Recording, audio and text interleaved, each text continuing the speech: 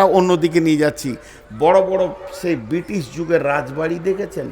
একবার মনে করলেন ইসলাম একটা প্রাসাদ, প্রাসাদ, প্রাসাদ মানে বিরাট বড় ঘর, যে ঘরে এক তিল পরিমাণ, একটা সর্ষে পরিমাণ কোনো জিনিসের অভাব নাই। যদি ওই ঘরের ভিতরে 500 লোক ভরে চারিদিকে গেটে তালা মেরে দেওয়া হয় 10 বছর, তো সব খাবার যেন পায়, ওদের যা দরকার আছে সব যেন পেয়ে যায়, সব যেন পেয়ে যায়, একটা তিল পরিমাণ সামান্য লবণের যেন অভাব না হয়, সেরকম প্রাসাদের নাম হলো ইসলাম। এই সব কমপ্লিটলি দিয়ে ওদেরকে রাখা হবে। তা আমরা আছি ইসলামের আওতাভুক্ত, কিন্তু সব থেকে পৃথিবীতে নির্যাতিত 2026 সালে বলছি, এটা শুরু হয়েছে 2012-13 সাল থেকে, আজকে 26 সাল, মোটামুটি ধরেন 10-12 বছর চলে গেল। এই রানিং অত্যাচারটা, ভয়ানক অত্যাচার শুরু হয়েছে ধরেলেন একবারে সুদান থেকে নিয়ে, ফিলিস্তিন থেকে নিয়ে, মায়ানমার থেকে নিয়ে, রোহিঙ্গা থেকে নিয়ে, ঘুরতে ঘুরতে এখন ভারতবর্ষে বিভিন্ন জায়গায় হতে হতে, কাশ্মীর চলতে চলতে, গুজরাট হতে হতে, আসাম হয়ে গিয়ে তারপরে ঘুরে এসে সেই ঝড়ের মারুলি পড়ে গেছে এখন পশ্চিমবঙ্গের ওপরে। সামনে বিধানসভা ভোট। এই ভোটটা কিন্তু তৃণমূল, কংগ্রেস, সিপিএম আর বিজেপি ভোট নয়, এই ভোটটা হচ্ছে হিন্দু বনাম মুসলিম ভোট। যা বুঝাচ্ছে এগেনস্ট পার্টি। তা ইসলামওয়ালারা এখন কোথা আছে? ইসলাম মানে তো শান্তি, তাহলে তো আমরা শান্তিতে আছি, তাহলে তো আমরা শান্তিতে আছি। কোরআনের হিসাবে আমরা শান্তিতে আছি। কিন্তু একবার বুকে হাত দিয়ে বলেন, পৃথিবীর সব কোণে, শুধু ভারতবর্ষ পশ্চিমবঙ্গই, পৃথিবীর যত কোণে মুসলিম আছে তারা শান্তিতে আছে না অশান্তিতে আছে? পৃথিবীর বুকে, আমি পশ্চিমবঙ্গ বলছি না, পৃথিবীতে যেখানেই মুসলিম আছে, মুসলিম মুসলিম এই জাতিটা সুখে আছে না অশান্তিতে আছে? কথা বলে না, অশান্তিতে আছে। ভাই, আমি একটা কথা জিজ্ঞেস করব, হালকা করে উত্তর দেবে।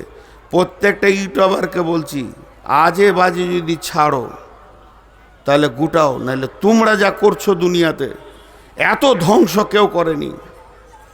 বর্তমানে ইউটিউব উল্টো পাল্টা প্রচার করে যা ধ্বংস করছে, বড় বড় আলেমদেরকে বেজ্জতি করে শেষ করে দিচ্ছে, বিনা কারণে এডিট করে করে দিচ্ছে যে ভিউ বাড়বে। এর থেকে শুয়োর চড়িয়ে খাও গা, অনেক সুখে থাকবে, 18টা বাচ্চা হবে, এই খাবার খাওয়ার থেকে তার থেকে ভালো থাকবে। খবরদার। তো ইসলামে যারা রয়েছে মুসলিমরা, এরা সুখে আছে না দুঃখে আছে? দুঃখে আছে। আচ্ছা ভাই, জালসাটা 12টায় শেষ করে দিব, আপনি বাড়ি যাবেন। বাড়ি যাওয়ার পর দেখবেন আপনার বৃদ্ধ আব্বা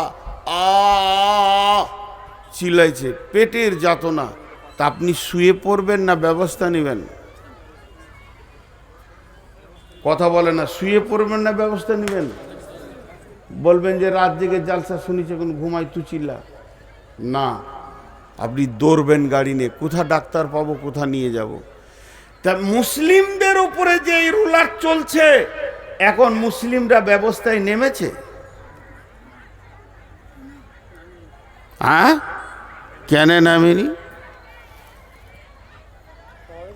আজকে আল্লাহর কসম দিয়ে বলছি, নূর মোহাম্মদ কোনো ইউটিউবে দেখে নেবেন, অনেক আমার বায়না আছে, কসম খাইনি, আজ প্রথম খেলাম। বাড়ি থেকে যে আসছি, যে মোড়গুলো পার হচ্ছি, নগর, শেরপুর, 5 গ্রাম, এইগুলোতে গোল গোল করে বসে তাস খেলছে। এদের ডিলিট হয়েছে, এদের মাথার মগজের ওপরে বুলডুজার চেপে গেছে, তখনও হা হা হা হা করে তাসের ঝেল নিয়ে বসে আছে। এরা মার খাবে না তো কে খাবে? বলেন, আমার যুক্তিটা যদি অন্যায় হয়, মুর্শিদাবাদের লোক, লালমাটির লোক, আপনার পায়ে দুটো জুতো আছে, আমার মুখ বরাবর মেরে দেন, আমি ফুল বলে কুড়িয়ে নিয়ে চুমা দিয়ে দেবো আপনার জুতাকে। এইটা আমি কি অন্যায় বলেছি? তুমি মুসলিম, তোমার এখনো ঘোর ভাঙছে না? তাসের আড্ডায় বসে থাকবে? বন্ধুরা আমার, আল্লাহ কি করবে? আল্লাহ মুখ খুলেছেন কি খুলেননি? আল্লাহ ব্যাপারে কি বলছেন? বিসমিল্লাহির রহমানির রহিম। قل إن كان آباؤكم وأبناؤكم وإخوانكم وأزواجكم وعشيرتكم وأموال اقترفتموها وتجارة تخشون كسادها ومساكن ترضونها أحب إليكم من الله ورسوله وجهاد في سبيله فتربصوا حتى يأتي الله بأمره والله لا يهدي القوم الفاسقين।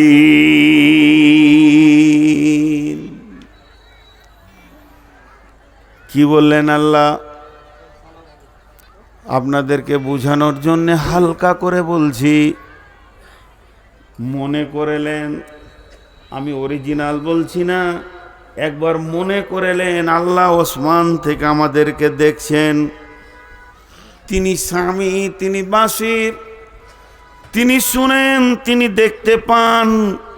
তিনার এত সূক্ষ্ম দেখার ক্ষমতা আছে, আপনার আমার ক্ষমতা নাই। কালো আঁধার রাত্রি, কালো আঁধার রাত্রি, দ্বিতীয় কালো পাথর, তৃতীয় কালো হচ্ছে পিপুলিকাটা কালো। আঁধার কালো, পাথর কালো, পিপুলিকা কালো। আঁধার রাত্রিতে কালো পাথরে যদি কালো পিপুলিকা হাঁটে, পিঁপড়ে হাঁটে, আল্লাহ তার পায়ের ছাপটা দেখতে পান এবং পায়ের শব্দ শুনতে পান। এর নাম আল্লাহ। সেই আল্লাহ বলছেন, আমি আসমান থেকে দেখছি রে গোলাম। কলিন কানা বাউকুম, তুই 8 জনকে সময় দিয়েছিস। তোর কাছ থেকে তোর বাপ সময় পেয়েছে, তোর কাছ থেকে তোর বেটা সময় পেয়েছে, তোর কাছ থেকে তোর ভাই সময় পেয়েছে, তোর কাছ থেকে তোর বিবি সময় পেয়েছে, তোর কাছ থেকে তোর বন্ধু সময় পেয়েছে, তোকে ডেকেছে, পেয়েছে তোর জমি জায়গা ঘর বাড়ি মাল, তোকে পেয়েছে সঞ্চিত মাল, ইনকামের রাস্তা এবং তোর সুন্দর অট্টালিকা। এই 8 জনের পেছনে তুই সময় কাটিয়েছিস। তোর আব্বা ডেকেছে, 2 ঘন্টা বাপকে দিয়ে দিলি। বেটাকে স্কুলে দিতে যেতে হবে, আনতে হবে, 3 ঘন্টা বেটার পেছনে দিয়ে দিলি। কলিন কানা বাউকুম আবনাউকুম ওয়া ইখওয়ানুকুম, তোর ভাই তোকে ডাকলো, ভাই আয় দেখি কি করা যায়। আমাদের বিরুদ্ধে কথা বলেছে, ভাইয়ের পেছনে সময় দিয়ে দিলি, আব্বাকে দিলি, বেটাকে দিলি, ভাইকে দিলি। ওয়াজওয়াজুকুম, বিবি তোকে গলা ধরে নিয়ে পড়ে গেল, 5টা ঘন্টা বিবিকে দিয়ে দিলে, 7 ঘন্টা বিবিকে দিয়ে দিলে। শুধু তাই নয়, চল আজ লালমাটির জালসা, বন্ধু ডেকেছে, বন্ধুর সঙ্গে জালসার নাম করে এসে মেলাতে ঘুরলি, জালসার নাম করে এসে টোটো করে ঘুরলি, বন্ধুকে 2-4 ঘন্টা দিয়ে দিলি, তুই তাসের আড্ডাতে লুডুতে দাবাতে বসে বসে দিয়ে দিলি। তাহলে 5 জন তোর কাছে সময় পেল। আর সঞ্চিত মাল, ব্যাংক ব্যালেন্স যা রেখেছে তার পেছনে তুই সময় দিচ্ছিস। কত টাকা কোন ব্যাংকে আছে, যে রাস্তা দিয়ে তোর টাকাগুলো ঢুকে, চাকরি বাকরি, চাষবাস, ব্যবসা বাণিজ্য, তোকে চাষ ডেকেছে, মাঠ ভুট্টা ভুঁই বলছে নিরান দিতে হবে, 5 ঘন্টা নিরান দিয়ে চলে এলি, তোকে ডেকেছে মাঠ, আয় আমার আমের মকুল হয়েছে, স্প্রে করতে হবে, তোর ইনকামের রাস্তায় সেখানে সময় দিয়ে দিলি। লিচু বাগান তোকে মাথা নামিয়ে ডাকছে, আয়, তাকে তুই সময় দিয়ে দিলি। আর সময় দিলি তুই সুন্দর যে ঘরটা বানিয়েছিস, এতে মার্বেল লাগাতে হবে, টালি লাগাতে হবে, বেসিন লাগাতে হবে, ফাওয়ারা লাগাতে হবে, এই করে করে তুই 8টা জায়গাতে সময় দিলি। তোকে পাইনি 3 জন, তোকে পাইনি 3 জন, তোকে পাইনি 3 জন। আহাব্বা ইলাইকুম মিনাল্লাহ, প্রতিদিন আল্লাহ তোকে 10 বার ডেকেছে, আয় আয়, হাইয়া আলাস সালাহ, আয় আয়। আল্লাহ বলছে, আমি কি তোদের কাছে এত ছোট হয়ে গেলাম? আমি কি করুণার পাত্র? ওই 8টা কি তোর প্রেম পাত্র? আমি পেলাম না। আহাব্বা ইলাইকুম মিনাল্লাহি ওয়া রাসূলিহি, আমার রসুল কাউকে পেল না। তোর গালের দাড়িটা যে চাঁচা আছে, এখানে যতগুলো দাড়ি চাঁচা বসে আছেন, আপনার জুতোটা আমার মাথায় মারেন, আমি আনন্দিত হয়ে যাব। একটা জুতো খেয়েছি। একটি বার আপনাকে এই সমাজে উঠে বলতে হবে, আমার দাড়িটা বজরং চেঁচেছে, আমার দাড়িটা বিজেপি চেঁচেছে, আমার দাড়িটা চেঁচে দিয়েছে কি আর শেষ। আমাকে দাড়ি রাখতে দেয় নাই তৃণমূল, আমাকে বলেছেন দাড়ি না কাটলে তোকে মেরে দিব। এ কথা কেউ এখনো পর্যন্ত বলেনি। তুমি দাড়ি কেটে তাদেরকে সুযোগ করে দিছ, আর একটা দাড়িওয়ালা ধরে দাড়িটাকে টানবে। তুমি যদি না কাটতে, তাহলে জানতো এরা দাড়িকে প্রেম দিয়ে ভালোবাসে। ওরা জেনে নিয়েছে অঙ্ক করে মুসলিমের ভিতরে 5% দাড়ি রাখে, তারা বোকা বলি রাখে, 95% গাল চেঁচে নবী মোহাম্মদকে ছুঁড়ে ফেলে দিয়েছে। তাইলে আমাদের কাছ থেকে নবী মোহাম্মদ চলে গেল, তার ইজ্জত নাই, আল্লাহর ইজ্জত নাই। ও জিহাদিন ফি সাবিলিহি, এত বড় টেবিল আর বক্তব্য, দে বাপ টাকা দে, দে বাপ টাকা দে, রসুলের হাদিস পড়াবো। এত বড় যোগ্য আলেম বসে আছে, দে ভাই টাকা দে, বাপ বলছি হে ভাই টাকা দে, এই করে করে টাকা নিচ্ছে। আর জুয়ার আড্ডায় যখন বসছিস, কেউ যদি 10,000 ফেলছে, তুই 2 লাখ ফেলছিস, তখন তোর মাথার হুঁশ থাকে না। যখন অন্য জায়গায় গান বাজনা হয়, তোর টাকার কোনো হিসাব থাকে না। যে বাড়িটা তুই বানিয়েছিস 25 কোটি টাকা দিয়ে, বাড়ি তোর সঙ্গী হবে না। নবীজি বহুবার বলে দিয়েছে, তুই নিজে অঙ্ক করলে বের করে নিতে পারবে, ওটা মুসাফিরখানা। তুই তোর বাপের ভিটাতে আছিস, আই তোর বাপ নাই, দাদা নাই, 3 পুরুষের আগে একবার যদি স্লিপটা তুলে দেখিস, রেকর্ড পর্চা কার নামে আছে, তারা কেউ নাই, তুইও থাকবি না।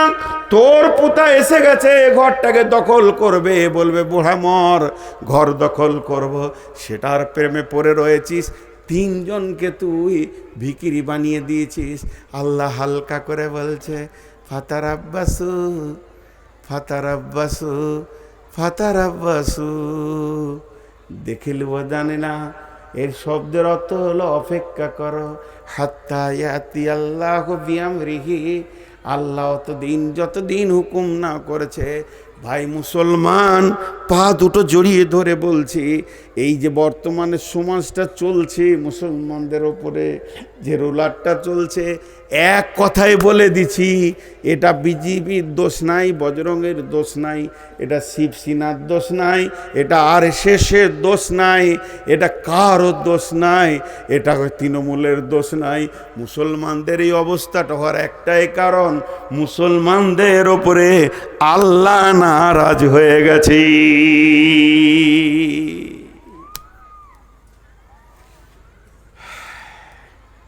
আমার নামটা ডিলিট আছে, বিএলওর কাছে যান, আর কার কাছে যান, আর কার কাছে যান, ডিএম এর কাছে যান, চলে যান জজ কোর্টে, না হয় তা হাইকোর্টে, না হয় সুপ্রিম কোর্টে, করে দেবে। কুত্তার জাত, 5,000 টাকা ধরিয়ে দিলে নামটা আপনার ওকে করে দিল। আল্লাহর কসম দিয়ে বলছি, আল্লাহর কাছে গিয়ে বলেন যে এটা সিজদা করে দেন, আল্লাহ বললো করবো না, তো মুসলমান লস, করবো না। তুই আমার মেজাজকে জ্বালিয়ে রেখে দিয়েছিস। আমি যে মেয়েটাকে বিয়ে করেছি, আমার স্ত্রী, দিনে 5 বার থেকে 7 বার কথা বলি, বাইরে থাকলে 10 বারও বলি দিই, বিনা কারণে। ওর কণ্ঠস্বর আমাকে আনন্দ দেয়, ফোনে ওর কণ্ঠস্বর আমাকে আনন্দ দেয়, আমার দিলকে চয়ন সুতন করে দেয়।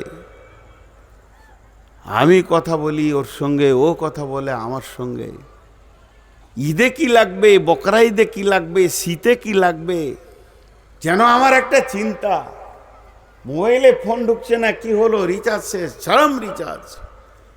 আমি ওর পাগল। কিন্তু ওই মেয়েটা, যে মেয়েটার জন্য আমি পাগল, দেওয়ানা মাজনুন, কিন্তু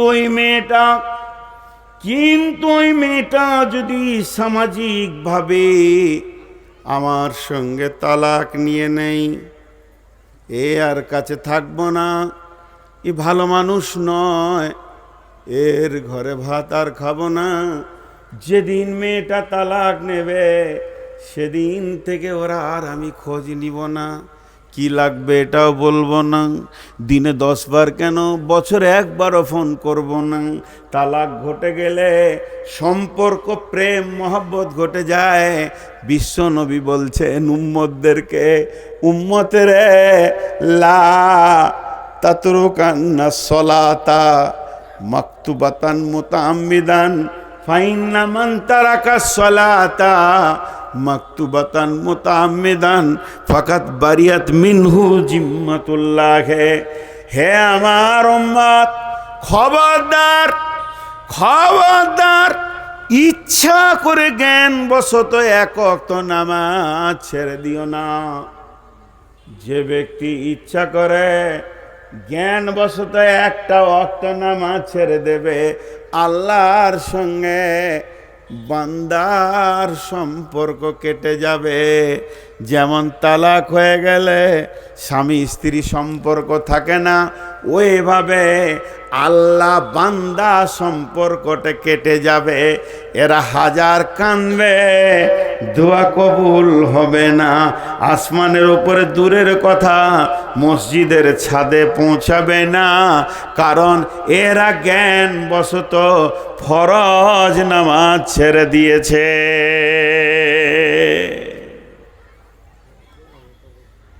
হায় আল্লাহ! বিশ্বনবী যখন অন্তিম শয্যায় শুয়ে আছেন, এইবার ট্রান্সফারটা নেবে, মাত্র 3 সেকেন্ড কি 5 সেকেন্ড এই জগৎ থেকে ওই জগৎ যাবে জানটা। 2টি কথা বলেছিলেন, একটা বলেছিলেন আসসালাত আসসালাত আসসালাত, আরেকটা বলেছিলেন ইয়া রাফিকাল আলা, ইয়া রাফিকাল আলা, ইয়া রাফিকাল আলা। কারণ 2 জনকে 2টা কথা বলেছেন। যাদেরকে ছেড়ে যাচ্ছে তাদেরকে বলে না সলাত, আর যার কাছে যাচ্ছে তাকে বলছে ইয়া রাফিকাল আলা, আল্লাহর কাছে যেছে, এই জন্য বলছে হে আমার উচ্চ পর্যায়ের বন্ধু, সব থেকে দামি বন্ধু, তুমি সব থেকে উচ্চ পর্যায়ের বন্ধু, এটা আল্লাহকে শোনালো। আর যাদেরকে ছেড়ে যাচ্ছে এদেরকে বলে গেল আর সলাত, মানে একটা রশি তোমাকে দিলাম, তুমি ফারাক্কার নদীর ব্রিজে যদি পড়েও যাও বাংলাদেশ ঢুকবে না, খালি রশিটা যদি ধরে থাকতে পারো তো ইনশাআল্লাহ কুল কিনারা তুমি পাবে। তেই উম্মতের সেই রশিটার নাম হলো সলাত। আমি কাউকে পাপের লাইসেন্স দিয়েতে আসিনি যে আপনি জুয়ো খেলেন, তাস খেলেন, মদ খান, এটা আমি বলতে আসিনি। মাফ করবেন, এগুলো কাবিরা গুনাহ।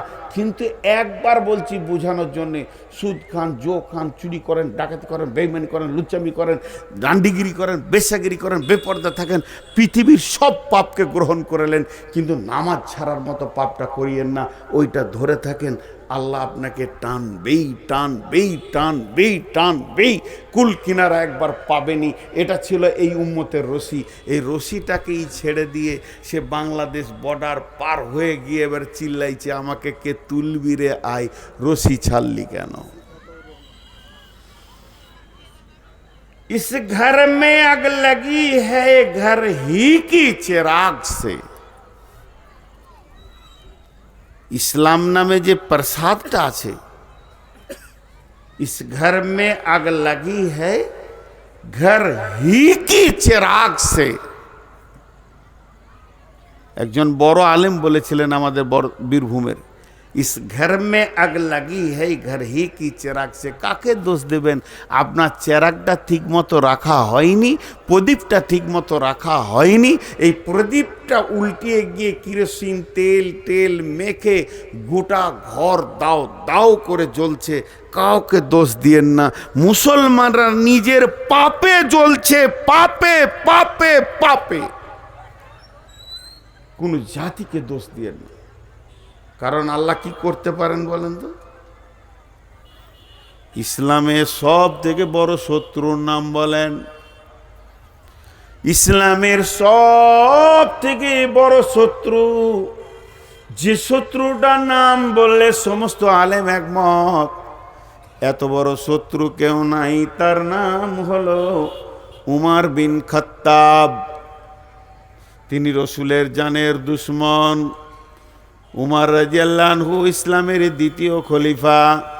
তার প্রথম জীবনটা দেখেন, তিনি রসুলের জানের দুশ্মন। রাত্রিতে মিটিং চলছে, তিনি আল্লাহর দুশ্মন, তিনি কোরআনের দুশ্মন, তিনি হাদিসের দুশ্মন, তিনি দ্বীন ইসলামের দুশ্মন। একটা বীর ডন ছিলেন এই হযরত উমর বিন খাত্তাব। এত বড় তিনি ক্ষমতাবান ছিলেন। কথা চলছে, মুহাম্মদ সাল্লাল্লাহু আলাইহি সাল্লামের মাথাটাকে আনতে পারবি? ই বলছে আমি যাব, বলছে আমি যাব। কেউ আবার মাথা নামিয়ে নিচ্ছে। এত বড় শক্তির বিরুদ্ধে কি করে লড়ব?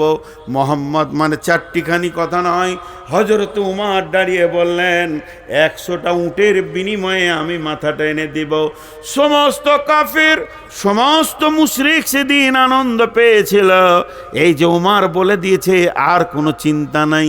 এবার মুহাম্মদ সাল্লাল্লাহু আলাইহি সাল্লামের মাথা আর গর্দনে থাকবে না, গর্দন থেকে নেমিয়ে যাবে। নিশ্চিত হয়ে গেল। আনন্দে উৎফুল্ল হয়ে মিটিং সমাপনী ঘটল। উমর তলোয়ার নিল, আমি মুহাম্মদ সাল্লাল্লাহু আলাইহি সাল্লামের মাথা আনবো।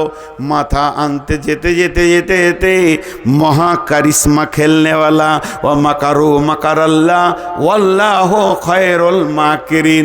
আল্লাহ বলছে, তোরা যত বড় মাক্কার খেল, যত তোদের কৌশল হোক, যত তোদের জ্ঞান বুদ্ধি ছক জাঁটবে, আমার ছকের কাছে সব ফেল পড়ে যাবে। এই বলে সে বেরিয়ে গেল। যে আল্লাহ তাবারাক ওয়া তাআলা রাসূল দোয়া করেছিলেন, হে আল্লাহ আবু জাহেল বিন হিসাম আর উমর বিন খাত্তাবের মধ্যে একজনকে দিয়ে দেন ইসলামের জন্যে। উমর গেছিল মাথা আনতে, অর্ধেক রাস্তায় এমন কাজ ঘটে গেল বুনবুনাইকে নিয়ে। আর আমি লম্বা